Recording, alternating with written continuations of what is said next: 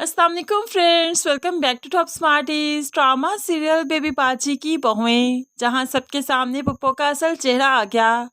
इसलिए तो सब इस घर को छोड़कर जाना चाहते हैं ताकि सुकून से जिंदगी गुजार सके, क्योंकि वो समझ चुके हैं कि पुप्पो जो इस घर पर काबिज हो चुकी है, कारोबार पर काबिज हो चुकी है, भला वो सब कुछ कैसे वापस देगी। इसलिए तो इस घर से निकल जाने में ही आफियत है। यहाँ से निकल कर ही कुछ सोचा जा सकता है, लेकिन अजरा यहाँ से नहीं निकली। वो इद्दत के दिन यहीं पर पूरे करना चाहती है और पुप्पो चाहकर भी उसे निकाल नहीं पाई। इसी तरह वो चुपचाप यहीं पर बैठकर सब्र करना चाहती है, रब से मदद मांगना चाहती है।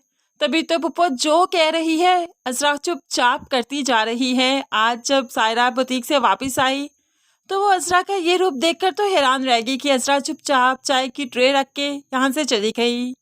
अब सायरा माँ से कहने लगी, ये तो बहुत नेक परवीन बने घूम रही है, इसको क्या हो गया। तो माँ भी कहका लगाकर हंसते हुए कहने लगी, देखा कैसे कसबल निकाला मैंने इसके। आप जानती हो ना अपनी माँ को। अब तो मान गई ना कि तुम्हारी माँ जो चाहे कर सकती है। सायरा और माँ तो खिलखिलाकर हंसने लगी। देख दूसरी तरफ आशी बहुत शर्मिंदा है, इसीलिए तो काम करते हुए अजरा की बेटी से कहने लगी, मेरा कोई कसूर नहीं, मैं बहुत शर्मिंदा हूँ। अम्मी और नानू ने आप लोगों के साथ ठीक नहीं किया, सबरे इस घर से चले गए, कितना सूना हो गया ना ये घर। अब यहाँ पर आशी रोने लगी तो अजरा की बेटी जानती है कि आशी का कोई कसूर नहीं, इसलिए उसे तसल्ली देते हुए कहने लगी, याद नहीं अम्मी ने क्या कहा था कि तुम्हारा इस सब में कोई कसूर नहीं, फिर तुम क्यों शर्मिंदा होती हो। हम सब तुम्हारी नेचर से बहुत अच्छे से वाकिफ हैं, इसलिए तुम रिलैक्स रहो। ऐसे ही आशी अजरा और उसके बच्चों के साथ काफ़ी खुश रहती है। दूसरी तरफ अब बिलाल बांका इनका इंजाम बनकर इनके सामने आया है। आते ही आज तो वो पुप्पो बेगम से सवाल करने लगा, आपने तो अपने बैंक भी भर लिए, कारखाने ले लिए, कारोबार ले लिए, घर ले लिया, मुझे क्या मिला। सिर्फ आपकी खिदमत करता रहा, आपके पीछे चक्कर लगाता रहा, आपके कागजात बनवाता रहा, मुझे मिला तो कुछ भी नहीं, इसमें मेरा क्या फ़ायदा हुआ।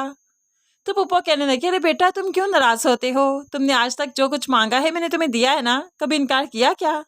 मांगो, क्या मांगना चाहते हो।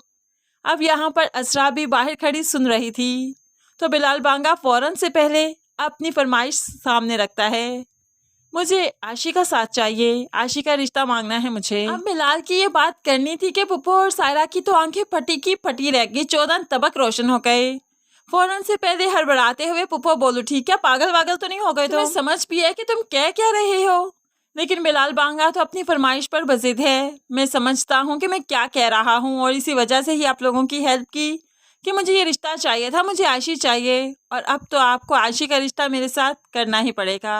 अब यहाँ पर पुप्पो और सायरा तो बिलाल की बात किसी कीमत पर मानने को तैयार नहीं, जिसकी वजह से बिलाल इंतहाई कदम उठाने पर भी तैयार हो जाएगा और सायरा और पुप्पो के हाथ फिर कुछ नहीं बचेगा, क्योंकि सारे कागजात तो बिलाल के अंडर हैं।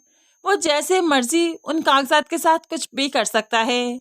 इस तरह से आखिर में सायरा और पुप्पो बेगम तो फिर अकेली ही रह जाएंगी, बेसहारा बेआसरा। अजरा तो इनकी बातें सुनकर काफ़ी खुश हो जाती है। जल्दी से घर वालों को फ़ोन करके बता दिया कि दुश्मन की सफ़ें कमज़ोर हो रही हैं, वो आपस में ही लड़ झगड़ कर कमज़ोर पड़ते जा रहे हैं, हमारा रास्ता साफ़ हो जाएगा। और बेशक इनका रास्ता साफ़ हो ही जाएगा, क्योंकि एक तरफ बिलाल बांगा और दूसरी तरफ सायरा का हस्बैंड जो वापस आ रहा है, दोनों ही पुप्पो और सायरा का बुरा वक्त बन जाएंगे और पुप्पो और सायरा चाहकर भी इन दोनों से जान नहीं छुड़वा पाएंगी। आखिर में इनका अंजाम तो बहुत बुरा होने वाला है।